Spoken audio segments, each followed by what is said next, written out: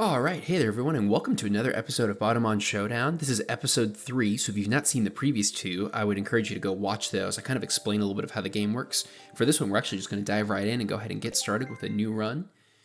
I'll explain a few things along the way, but for the most part, everything you want to find can be found in that last video. And we're going to try the musician here, because this is not my first game of the day so far. This is actually let's pick up a voucher real quick.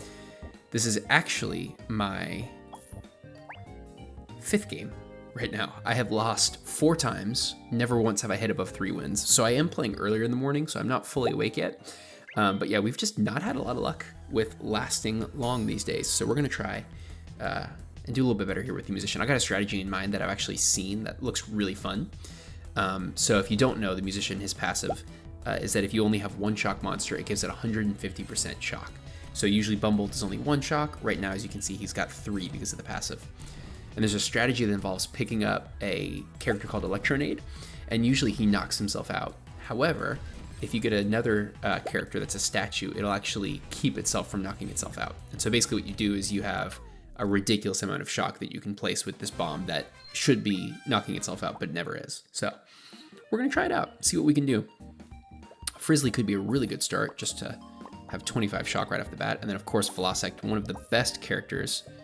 How much is the silver? 8 and 8. Let's do that.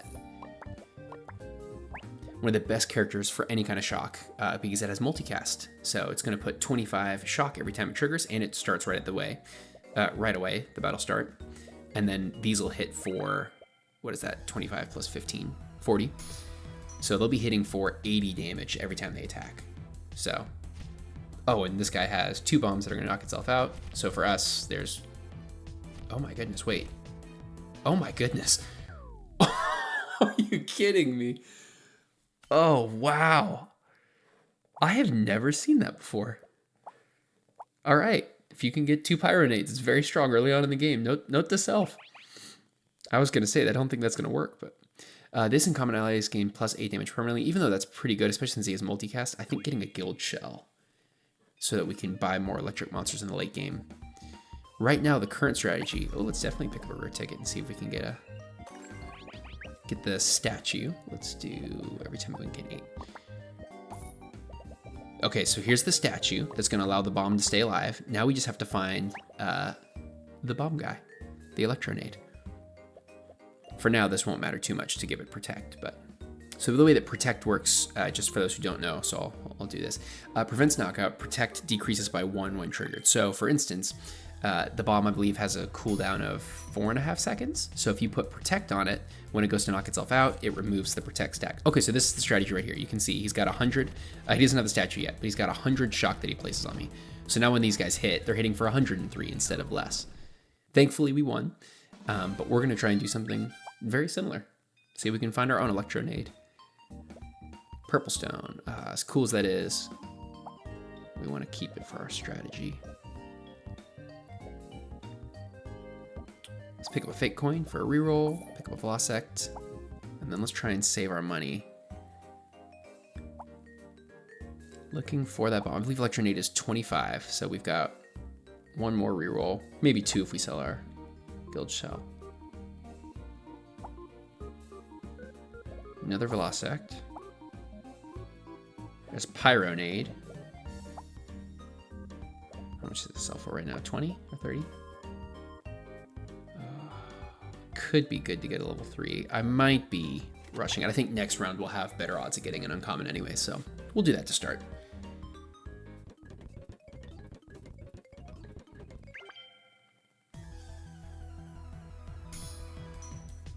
All right, up against the Lucky Girl. I've played the Lucky Girl twice today and not had much luck.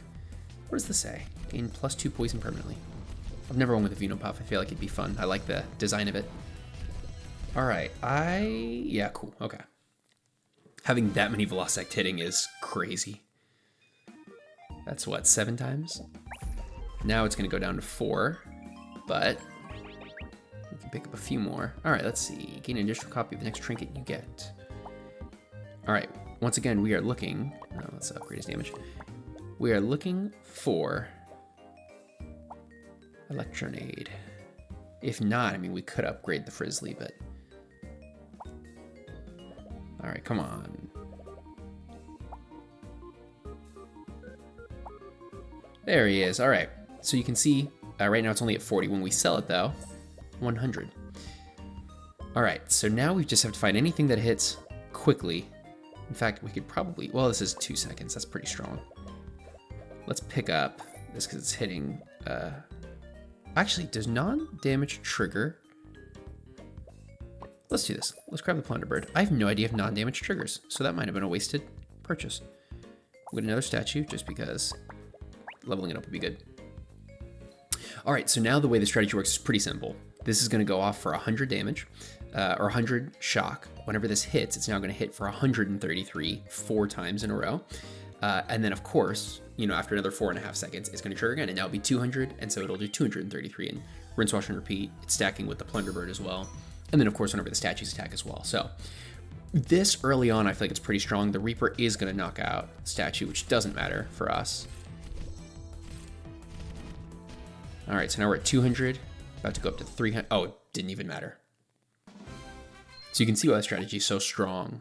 Oh, let's see. As you stroll through the forest, a blue fairy monster emerges from a nearby pond. It says it will grant you a wish.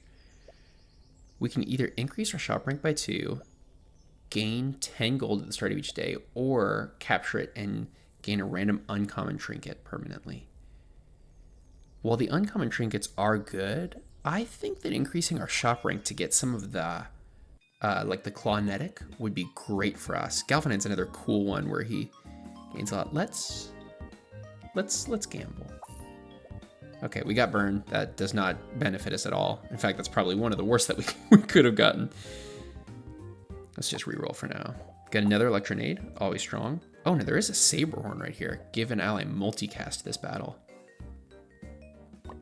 Sells for 28. Is it worth picking up the Saberhorn? Or locking for the Saberhorn? I don't think so just yet. Let's try and get one more Electronade, so he's at least level 2. There's a Pyronade. If I say that I want a Pyronade, will I get an Electronade? I would really like a Pyronade right now. That would be just great for this build. It didn't work.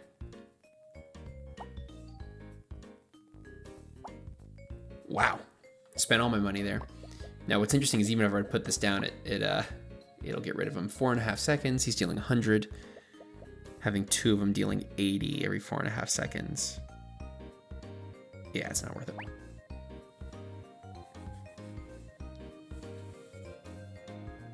One of my weaknesses that I've talked about in previous videos as well is I typically tend to get so hyper-focused on one strategy that I blow all my money on rerolls. Like, it probably would have been wise to just save my money there and just go into the next round.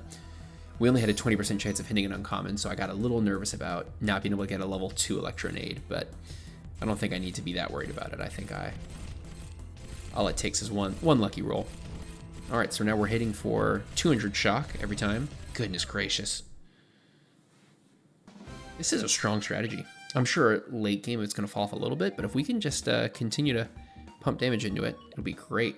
I could take another risk. Let's do it.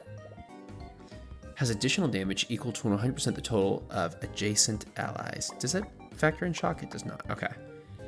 So a little weak right now, but that could be strong later. Once again, we were really looking for the Clawnetic. Though actually, let me read Clawnetic. I think I might be misinterpreting what he does. When an ally inflicts shock, trigger this. Okay, so it's actually not as strong as I thought. You want to use Clawnetic for like full shock teams. This would be strong. Every 4 seconds, gain +1 multicast for this battle. So the longer the battle goes, the more multicast he stacks. Let's lock that for the... This is not going to deal that much damage because we're focused on multi-striking. All right, so now we do 200. That is huge. When you buy an item +1, free reroll. Sure. Well, let's unlock this. Man, if Humboldt didn't have that. All right. Yeah, so really now we're looking for anything with multicast is probably what's best for us. As you can see, the Velocect is probably going to be one of the main carries, and then Sheldra is actually attacking only 0.5 seconds slower, but every 4 seconds gains multicast. So the longer the battle goes, the more it outscales it. Though this team typically doesn't want to go and fight long battles. All right, similar strategy here for his. However, his shock is much, much lower. So even though he's hitting us much more times, yeah, it doesn't matter at all. This is a very strong team. Man, I can't believe I've never used this before. Blue Stone, do not want to transform that. It's the main reason we're winning. Repar's an interesting one, or Repra is an interesting one. It would knock out one of his monsters, but I think we're just going to continue to on Cetra, ongoing. Continue to look for multicast. I will get that, since it seems like we're not having a problem winning. We could just pick up Clonetic just to have it, because we are inflicting shock every 4.5 seconds, so it's going to be hitting, but it's not as effective as a full shock team is. Oh, I did not mean to hit twice, and I just rerolled a shiny. I have no idea, but it was right here what it was. I will probably, just for the sake of you guys knowing, I'll put it on screen here. I hope it wasn't a good one. Can you imagine if it was Electronade? Oh, man. All right. Well, we at least did hit another Clonetic. So once again, every 4.5 seconds, this is striking twice. So it's just playing more into the shock.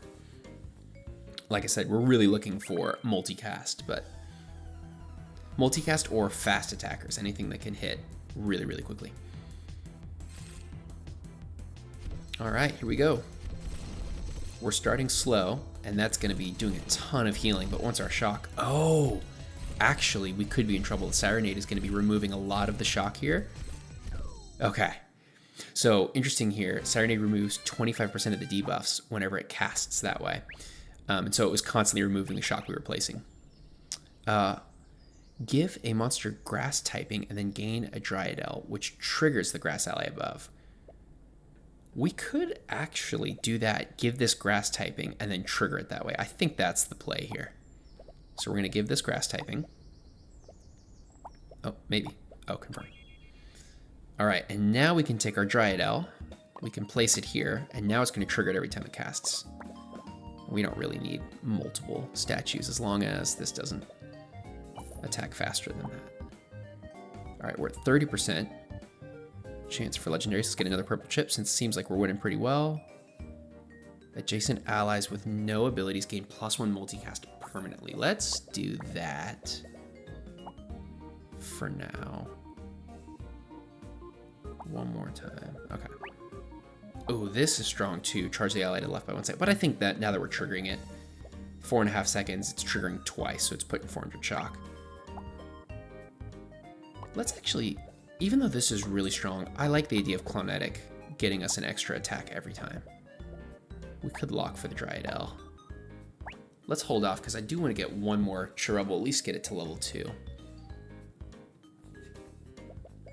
Alright. I think this is a pretty strong team. It's crazy, nothing's level 3 or even close to it, and yet we've already got 7 wins. So it's more about the strategy that you have than the actual levels of the monster, which I can get a little more hung up on. I like to have level 3s, and it's for the completion progress. All right, another multi-cast shock build. I said this, I think, in the first video. I think this is probably the strongest strategy. Oh, interesting. Oh, okay. Maybe this was not smart. When Dryadel triggers Electronade, because it knocks itself out on cast, it doesn't have time to put another shield on it. So it does get us 400, but then it knocks itself out. However, this team would have beaten us if we hadn't scaled that quick. So that's interesting. We're going to keep the Dryadel for a little bit longer, but we might have to end up selling it. Let's at least get a level 2 Clonetic. When your monsters cast, they gain +20 damage for this battle. Your top... Oh, no, that... How does multicast work? Does it also knock itself out? Oh, man. We could also give this multicast. Shift everything over 1. Let's do this. Your top middle monster has +1 multicast. This is now going to cast 2 shields, so it won't knock itself out in time. So we get the benefits of double shock without the downsides of it. I guess now we're just looking for a level 2 Sheldra or a level 2 Cherubble. Shiny Magmalith. Unfortunately, doesn't do anything for us this game. But we can get the level 2 Cherubble. Your monster gain +10 damage permanently. Bug monsters, I don't think we have any. Oh, we have 1. Or your monster's abilities now affect adjacent, affect all, and we don't really have any adjacent, so we'll just go for the extra damage. This says on cast give the ally protect 1. So really just buffed its shield. Does Cherubble at level... Where is... Here we go. Does it get protect 2 at all? No, it doesn't. Okay. All right. Yeah, I think the strategy we've got right now is pretty solid. So in theory now, this should put protect 2 on it. It should cast once, cast twice, stay alive, and then you can rinse, wash, and repeat. And then every time it's casting, this is attacking twice to instantly capitalize on that extra damage. This is attacking 4 times, attacking 3 times. So I think this is a pretty good team from what I've seen. I think we're already at maybe 8 wins it was? 7 or 8 wins, so. Wow, he was hitting so hard even before we cast. So roughly, we did about 5,000 damage, little less than 5,000 damage. Ah, I see. His Bumbolt was attacking every 1 second. So even though it takes 4 seconds for this to go off. Interesting. Okay.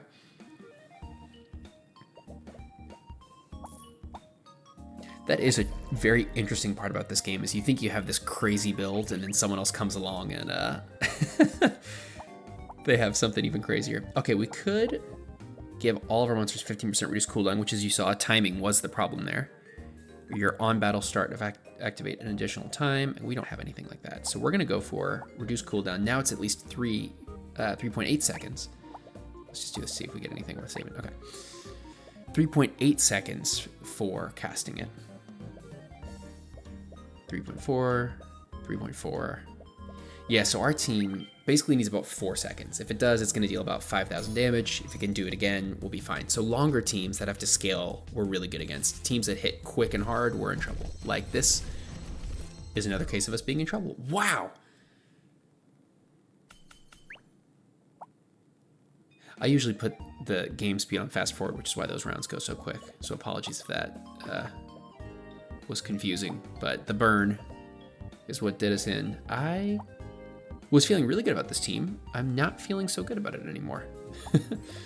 I hate to sell it, but let's do that so we can try and get one more Clawnetic. I probably don't need to be re-rolling this much. There we go. All right, well, at least we can get a legendary trinket. If we lose here this round, we're not out of it yet, we can gain a super rare trinket and then we'll get a legendary trinket next round as well.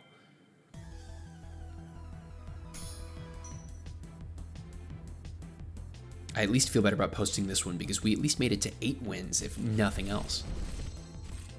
Oh, and I think we might have this one here too. Yeah, okay, all right. We at least made it to 9 wins. That's great. Maybe we'll even win. I'm a little cautious after how much I've lost this morning. All right, monster chop have plus 100 damage. When your monsters gain stats, they gain plus 100% more, or your top middle monster has plus 1 multicast. We're not really gaining a lot of stats, so that doesn't matter too much. Monster chop at plus 100 damage could buff. Really, it would just be this Sheldra here. I think the best thing is giving another multicast. The question is if this knocks itself out, because if it doesn't, it would be very interesting. This could attack 6 times.